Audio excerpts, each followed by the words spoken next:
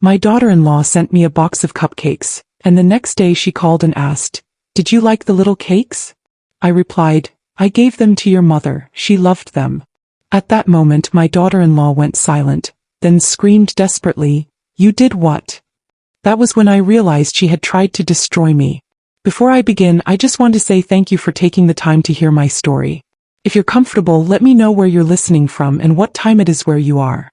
My name is Helen Carter. For 40 years I was a history professor, a wife, and a mother. I believed my life was a serene, open book. This is the story of how I discovered a secret, murderous plot written in the margins, and how I wrote a final, devastating chapter of my own. The cupcakes arrived on a Tuesday afternoon, a Trojan horse disguised as a peace offering. My daughter-in-law, Simone, appeared on my doorstep, a rare and surprising event in itself. Her visits had become less frequent since my husband, Frank, had passed away, dwindling from monthly duty calls to the occasional perfunctory holiday appearance. But here she was, dressed in an impeccably tailored cream-colored pantsuit. Her smile was wide and bright, and just as breathtakingly artificial as a pageant queen's. "Helen," she'd said, her voice a symphony of the most effusive and fraudulent affection. She'd enveloped me in a hug that was all sharp angles and expensive perfume, a gesture that felt less like an embrace and more like a strategic occupation of my personal space. "I was just in the neighborhood and I thought of you." In her hands she held a lovely Tiffany blue box, tied with a pristine white satin ribbon. "I brought you something," she'd said, her eyes shining with a practiced, convincing sincerity. "I know how much you've been struggling with your sugar levels lately, and I felt so terrible that you can't enjoy any of the nice things in life. So I made these for you myself." She opened the box with a flourish, revealing a dozen of the most exquisite cupcakes I had ever seen. They were perfect, each one a miniature work of art, topped with a swirl of what looked like buttercream frosting and a delicate crystallized violet. "It's a special recipe I developed," she'd continued, her voice a low, conspiratorial murmur. "Completely custom-made just for you. They're low-sugar, diabetic-friendly. I used a special all-natural sweetener, so you can eat as many as you want without having to worry. It's our little secret." I am ashamed to admit, completely disarmed. The gesture was so thoughtful, so specific, so seemingly born of a deep, previously well-hidden well of affection, that it overwhelmed my subdued, long-standing reservations about her character. I had always found Simone to be a little too polished, a little too ambitious, a little too interested in the size of the inheritance my son Michael would one day receive. But in that moment, all of my doubts and suspicions were washed away by a wave of pure, unadulterated, and profoundly foolish gratitude. "Simone, sweetie," I'd said, my own voice thick with an emotion I could not quite name. "You didn't have to do this. They're beautiful." "Of course I did," she'd said, her smile never wavering. "You're my husband's mother. Your family. And family takes care of each other." She hadn't stayed long, of course. She had another appointment, another important meeting to get to. She had left me there in the stillness of my own home, with the elegant Tiffany blue box sitting on my kitchen counter, a silent and, as I would soon learn, malevolent testament to her love. I had stared at the cupcakes for a long time, my heart a complicated mixture of gratitude and a deep, unsettling sense of confusion. The sudden, uncharacteristic thoughtfulness of the gift had left me feeling off balance, as if the world had suddenly and without warning tilted on its axis. And it was in that state of emotional disequilibrium that I had made the decision, the simple, innocent, and ultimately life-saving decision, that would unravel her entire diabolical and meticulously crafted plan. Later that afternoon I was on the phone with Simone's mother, Brenda. She was a simple, kind woman, a cashier at the local supermarket, a woman who had had a hard life and who, I knew, was often lonely. We were not close, but we were bound by the strange, challenging reality of our shared daughter. We were talking about our respective medical complaints, as women of a certain age often do, and she had mentioned with a sigh of weary resignation that her own milder case of diabetes had been acting up lately, that she was craving something sweet but knew she couldn't have it.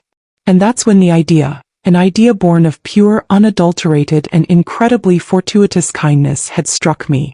"Brenda," I'd said, my voice bright with the pleasure of a sudden, generous impulse. "I have the most wonderful surprise for you. Simone was just here and she brought me a dozen of the most stunning, diabetic-friendly cupcakes. She made them herself with a special low-sugar recipe. I haven't touched them. Why don't I bring them over to you? It's a whole dozen. It's too much for one person anyway. It would be a shame for them to go to waste. Brenda had been so touched, so genuinely and deeply grateful, that it had brought tears to my eyes. "Oh, Helen," she'd said, her voice thick with emotion, "you are the kindest woman I know." And so I had done it. I had carefully repacked the lovely Tiffany blue box, had gotten in my car, and had driven the Trojan horse, the sweet, silent, and lethally poisonous instrument of my own intended murder, directly to the home of my would-be assassin's own mother. I had handed over the box, had accepted her tearful, grateful hug, and had driven home, my heart filled with the gentle, satisfying warmth of a good deed, done for no other reason than to bring a small, sweet moment of joy into another lonely woman's life. I had no idea that I had not just shared a dessert. I had, in a single, innocent, and profoundly ironic act of kindness, saved my own life. That evening, alone in the hushed, echoing stillness of my large house, the memory of my late husband, Frank, was a palpable presence. The house itself was a monument to him, to his success, to his fierce and sometimes overbearing protectiveness. He had been a real estate investor, a shrewd and exceptionally intelligent man who had built a considerable fortune from nothing. He had been my opposite in almost every way, a pragmatist to my academic, a man of numbers and contracts to my world of books and ideas. But we had loved each other with a deep, profound, and abiding love. And he had never, not for one second, trusted Simone. I sat in his old, worn leather armchair, the one that still held the faint, familiar scent of his pipe tobacco, and I remembered the arguments, the subdued, tense conversations we had had about her in the years before he had passed. "She's a barracuda, Helen," he'd say, his voice a low, rumbling growl of a man who had spent his life swimming in the shark-infested waters of the business world. "She's got the smile of an angel and the soul of a predator. All she sees when she looks at Michael is a stepping stone. And all she sees when she looks at us is a bank account." I had always defended her, of course. I had made excuses. I had accused him of being too cynical, too suspicious. "She's just ambitious, Frank," I'd say. "She wants a good life for our son. What's so wrong with that?" "There's nothing wrong with ambition," he'd retort, his eyes, which were as sharp and as discerning as a hawk's, locking onto mine. "But there is something very wrong with greed. And that woman is the greediest person I have ever met. She doesn't love our son, Helen. He loves our money. And the second we are gone, she will try to take every last penny of it." His words, which had seemed so harsh and uncharitable at the time, now echoed in the stillness of my living room with a chilling, prophetic accuracy. I remembered, with a sudden, painful clarity, the day he had insisted on rewriting his will. We had been to the lawyer's office to see Marcus Thorne, and Frank had been adamant. He had structured his will as an ironclad trust, a legal fortress designed to protect me and my inheritance from any and all challenges. He had made me the sole and lifetime beneficiary. Michael would inherit what was left only after I was gone. "But why, Frank?" I had asked, confused and a little hurt. "Don't you trust our own son?" "I trust our son," he had said, his voice a low, sad and weary thing. "It's his wife I don't trust. This way she can't get her claws into it. This way you're protected. This way our money is safe." And then I remembered his other obsession. My diabetes. He had been a relentless and sometimes infuriating guardian of my health. He had educated himself on my condition with the same meticulous, obsessive attention to detail he applied to his business deals. He knew the science, the symptoms, the dangers. He had been the one who had taught me to be suspicious of quick fixes, of miracle sweeteners, of anything that seemed too good to be true. "There is no magic bullet, Helen," he'd say, his voice a firm, loving command. "There is only discipline. There is only vigilance. You have to be your own best and most skeptical advocate." Now, sitting in his chair, surrounded by the ghosts of his love and his warnings, the memory of Simone's visit, of her special, custom-made, and diabetic-friendly cupcakes, took on a new, sinister light. It was all a little too perfect, a little too thoughtful, a little too convenient. A chilling, unsettling feeling began to creep up my spine. It was the old, familiar feeling of a reporter who has just stumbled upon a story that does not add up. It was the feeling of a loose thread, a small, seemingly insignificant detail that, if I pulled on it, might unravel a much larger and much darker tapestry. I pushed the feeling away. I told myself I was being paranoid. I told myself I was being as cynical and as suspicious as my late husband. I told myself that my daughter-in-law had simply done a kind, thoughtful thing.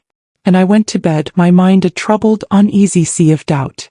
I had no idea that the storm, the full, catastrophic and very real hurricane of her betrayal, was about to make landfall. The phone call came the next morning just as I was finishing my breakfast. It was Simone. Her voice, which had been so sweet, so cloying, so full of fraudulent saccharine affection the day before, was now a high-pitched and barely controlled instrument of pure, unadulterated eagerness. "Good morning, Helen," she chirped, her voice a little too loud, a little too bright. "I was just calling to see how you were. Did you sleep well?" There was a strange, unsettling undercurrent to her words, a kind of breathless, avid anticipation. It was the voice of a person who was not just making polite conversation. It was the voice of a person who was waiting for a specific, important piece of news. "I slept fine, Simone," I said, my own voice a little cooler, a little more reserved than I had intended. The unease from the night before had not dissipated with the morning light. It had solidified into a small, hard knot of suspicion in the pit of my stomach. "Oh, good," she'd said, her voice a wave of what sounded like genuine and bizarrely intense relief. "That's wonderful." She paused, and then she asked the question, the seemingly innocent, yet loaded question that would be the beginning of the end. "So," she'd said, her voice a low, conspiratorial and eager whisper, "did you get a chance to try the little cakes?" The little cakes. The phrase was so strange, so diminutive, so creepy. It was the kind of phrase a person in a fairy tale would use to describe a poisoned apple. And in that moment, a sudden, clear and stark instinct for self-preservation, an instinct I did not know I possessed, took over. I did not know why, I did not have any evidence, I did not have any logical reason, but I knew with a certainty that was as absolute and as terrifying as a law of physics, that I should not, under any circumstances, tell her that I had not eaten her gift. And so I lied. A simple, small and ultimately life-altering lie. "Oh, they looked so lovely, Simone," I said, my own voice a perfect, fraudulent imitation of cheerful maternal gratitude. "They looked so beautiful that I knew I had to share them. I gave them to your mother." The silence on the other end of the line was the single most terrifying and illuminating sound I have ever heard. It was not a normal silence. It was a void. A vacuum. A sudden, total and horrified absence of sound. It was the sound of a perfect, meticulous plan. A plan that had been years in the making, a plan that had been executed with flawless, psychopathic precision, suddenly, catastrophically and very loudly derailing. The silence stretched for a full long 5 seconds. And then it was broken. By a scream. It was a strangled, desperate sound, and it revealed everything. "You did what?" The words were not a question. They were the raw, naked nerve of pure, incriminating panic.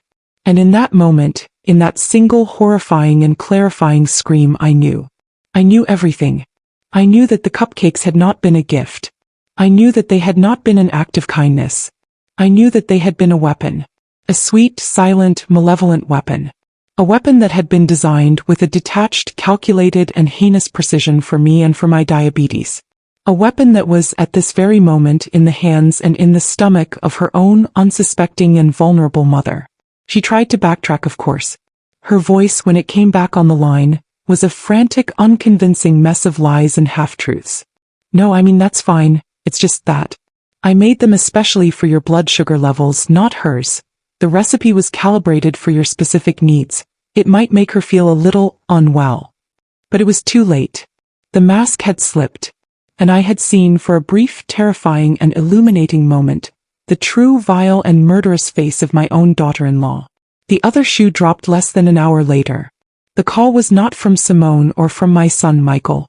It was from a frantic, barely coherent neighbor of Brenda Hayes. Brenda, the neighbor, had sobbed down the line, had collapsed. She had been found on the floor of her small apartment, unconscious, her breathing shallow, her skin icy and clammy. An ambulance had been called. She had been rushed to the hospital. The paramedics had said something about a seizure, about a state of acute and life-threatening diabetic shock. I hung up the phone, my own hand now as frigid and as clammy as Brenda's was reported to be. The pieces of the puzzle, the horrible, ghastly and unbelievable pieces, were now all on the table. The special, custom-made, and diabetic-friendly cupcakes. The strange, eager phone call. The raw, terrified scream of panic. And now this. The sudden, catastrophic and nearly fatal illness of the one and only other person who had eaten them. It was not a theory anymore. It was not a suspicion. It was a stark, hard, terrifying fact. My daughter-in-law, my son's wife, the woman who had smiled at me, who had hugged me, who had called me family, had tried to kill me. And she had, in her arrogant, flawlessly foolish and ironic miscalculation, almost murdered her own mother instead. My mind, the mind of a historian, a mind trained to see patterns, to connect disparate events, to build a narrative from a collection of seemingly random facts, was reeling. But it was also, in a strange, lucid and clarifying way, beginning to work.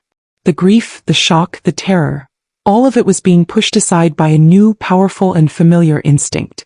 The instinct of a researcher, of an investigator, of a woman who was now faced with the most important and most depraved story of her entire life. I knew I could not do this alone. I needed an ally. I needed a confidant. I needed someone with a clear, pragmatic and unsentimental mind. I needed someone who would not think I was crazy, who would not think I was paranoid, who would not think I was a hysterical, grieving old woman. I called my best friend Dorothy Hall. Dorothy and I had been friends for over 40 years, our lives a shared tapestry of academic life, of raising children, of navigating the sometimes challenging waters of a long marriage. She had been a nurse, a damn good one, for her entire professional life, a woman with a sharp, practical mind and a complete, total intolerance for nonsense. I told her everything. I recounted the story from the arrival of the cupcakes to the frantic, incriminating phone call from Simone, to the final horrifying news about Brenda. I laid out the facts, the sequence of events, with the detached, clinical precision of a historian presenting a paper at a conference. Dorothy listened, her silence not the silence of disbelief, but of a professional mind at work, gathering data, assessing symptoms, forming a diagnosis. When I was finished, she was quiet for a long, chilling moment. And then she spoke. And her words, the words of a trained, experienced, and knowledgeable medical professional, were the final, most terrifying confirmation of the truth I had been so desperately, so foolishly trying to deny. "Helen," she said, her voice a low, grim whisper. "A low-sugar recipe wouldn't do that. Not even to a diabetic. What you are describing, the suddenness, the severity, the seizure, that is not a reaction to a simple sugar mix-up. That sounds like a massive, targeted, and chemically induced insulin shock." She paused, and then she asked the question that would be the beginning of my own personal and necessary investigation. "Tell me," she said, her voice a sharp, urgent command, "did you eat any of those cupcakes?" The investigation began not with a bang but with a muted, chilling act of preservation. "No," I had whispered to Dorothy, my own voice a raw, ragged thing. "I didn't eat any of them. But I kept one. For myself. For later." "Where is it?" Dorothy had asked, her voice a sharp, urgent command. "It's in the refrigerator," I had said. "In a small plastic container." "Don't touch it," she had ordered, her voice now the voice of the nurse who was taking charge of a critical, life-threatening situation. "Don't open it. Don't move it. I am getting in my car and I am driving to your house right now. And then you and I are going to take that cupcake and we are going to drive it to a private and very discreet lab I know. And we are going to find out exactly what your daughter-in-law's special recipe is made of." While Dorothy was on her way, I made another, much more difficult call. I called the hospital and I asked for the intensive care unit. I spoke to the charge nurse, a kind, professional and compassionate woman. I explained that I was a close family friend of Brenda Hayes and I asked about her condition. The nurse's voice was grave. Brenda was, she had said, in a critical but stable condition. She had been brought in a state of severe and unexplained hypoglycemic shock. They were running tests trying to determine the cause. "Did she say," I had asked, my own voice a low, trembling thing, "what she had eaten before she collapsed?" "Yes," the nurse had said. She was able to tell the paramedics. She said she had eaten 3 small homemade cupcakes. The final, most damning piece of the puzzle was now in place. When Dorothy arrived, her face a mask of grim, furious resolve, we did exactly what she had said. We carefully, and with the forensic precision of 2 seasoned investigators, packaged the remaining cupcake. It was no longer a dessert. It was evidence. It was Exhibit A in the trial of my own atrocious daughter-in-law. We drove to the hospital first.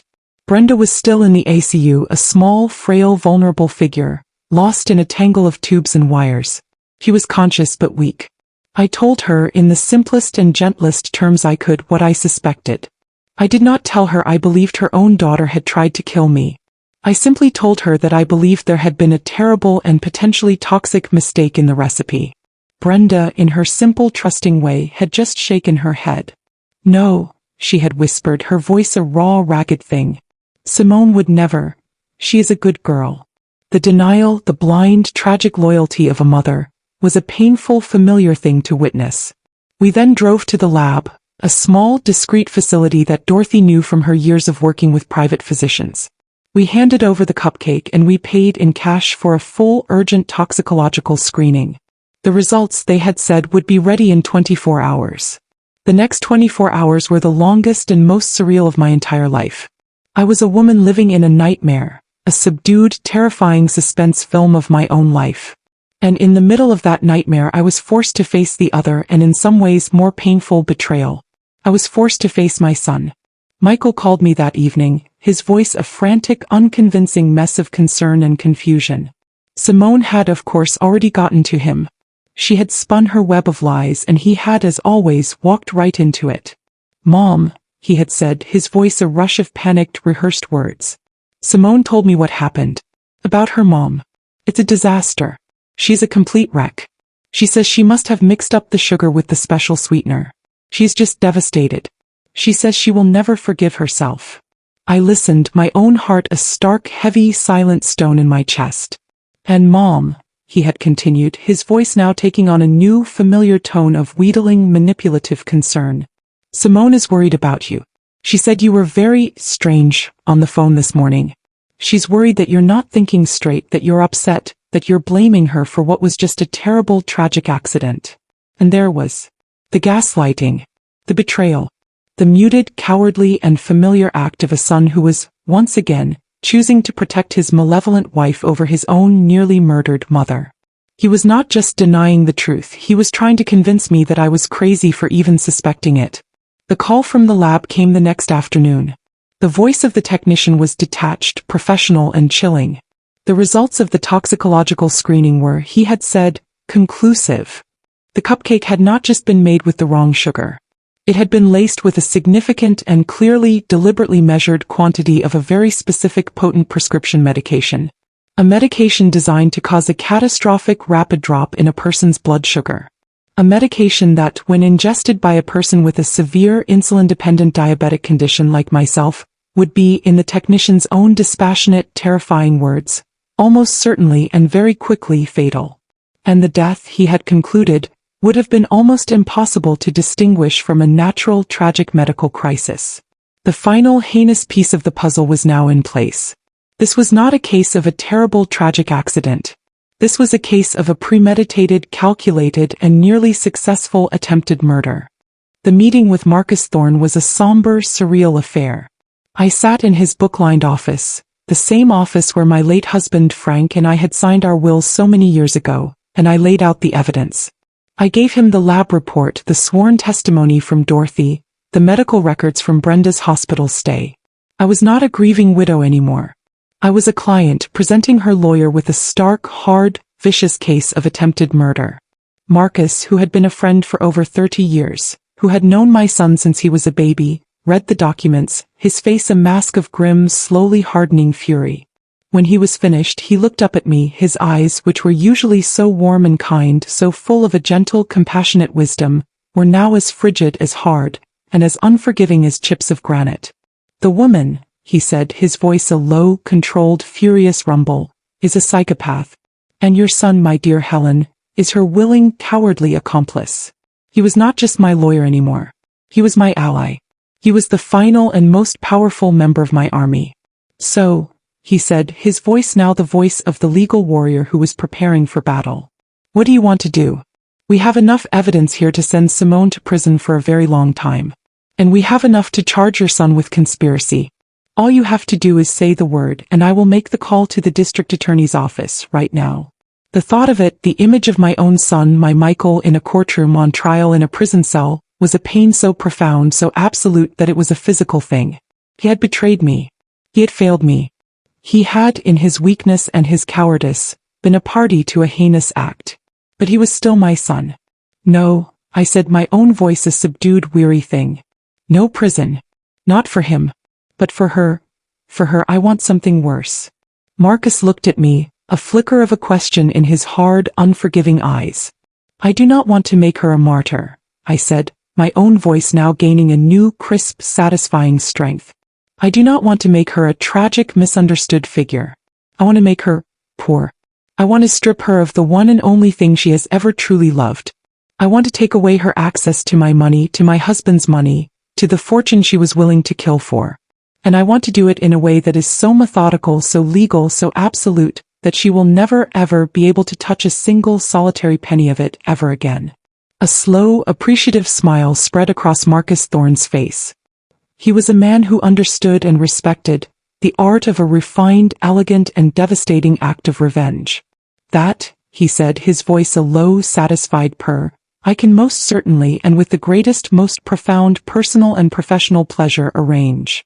The final act of my story was not a loud, dramatic courtroom drama. It was a hushed, clinical, and immensely satisfying legal execution. Marcus Thorne, my lawyer, my friend, my weapon, summoned Simone and Michael to his office. They arrived, I was told, arrogant, defensive, and ready to accuse me of slander, of harassment, of being a hysterical, paranoid old woman. They were not prepared for what they found. They were not prepared for the lab report, the sworn testimony from Dorothy, the medical records from Brenda's hospital stay, all laid out in a neat, incriminating row, on the polished surface of Marcus Thorne's massive mahogany desk. They were not prepared for the composed, professional, and ice-cold fury of a lawyer who was now, not just their mother's legal counsel, but their accuser, their judge, and their jury. Marcus, I was told, did not raise his voice. He did not make accusations. He simply, and with a methodical, devastating, and gratifying precision, laid out the facts. He presented them with the irrefutable scientific proof of the poison. He presented them with the timeline, with the medical evidence, with the clear and legally actionable case for a multi-felony criminal prosecution for attempted murder. And then he gave them a choice. They could, he had explained, face the consequences. They could face the police, the district attorney, the public in a very ugly trial. A trial he had assured them that Simone would, without a single solitary doubt, lose. A trial that would send her to prison for a very long time. And a trial that would, in all likelihood, send my son Michael to prison as well as a co-conspirator. Or they could choose the other option. They could sign a document. A simple, discreet, and permanently binding legal document. A post-nuptial agreement. An agreement that would, in a single satisfying stroke of a pen, transfer any and all of my son Michael's current and future inheritance rights from my and my late husband's considerable estate to a new, ironclad charitable trust. A trust that he and his wife could never, under any circumstances, control or benefit from ever again. It was a beautiful, elegant choice. A choice between a life of public certain ruin and a life of muted, private financial oblivion. They signed the papers. Of course they did. Simone, faced with the very real and unpleasant prospect of a long, unfashionable prison sentence, had, I was told, practically snatched the pen from Marcus's hand. And Michael, my son, my weak, cowardly, and permanently disappointing son, had simply, silently, and with the trembling, pathetic hand of a man who had just lost everything, signed his future and his fortune away. Their marriage, a partnership built on the depraved promise of my inheritance, did not, I was told, survive the subdued, devastating ride home from the lawyer's office. The story ends not with a bang but with a tranquil, satisfying cup of tea. I was sitting in the small, sunny, peaceful living room of Brenda Hayes's apartment. She had, after a long, difficult, and frightening hospital stay, made a full recovery. I had, of course, told her everything.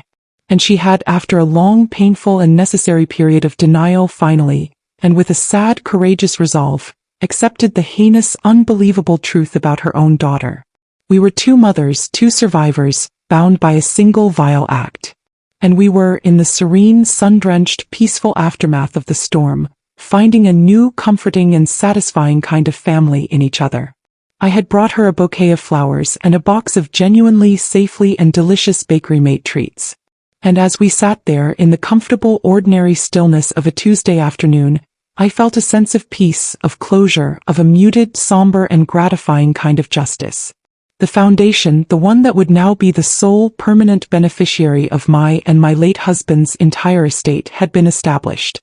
It was a charitable trust in my late husband's name, dedicated to the two things he had cared about most in the world: diabetes research and the advocacy for and protection of the elderly. It was a legacy, a real legacy built not on the hollow, shifting, poisonous sands of greed and entitlement, but on the solid, unshakable, and loving bedrock of a life well lived and a justice in the end well served.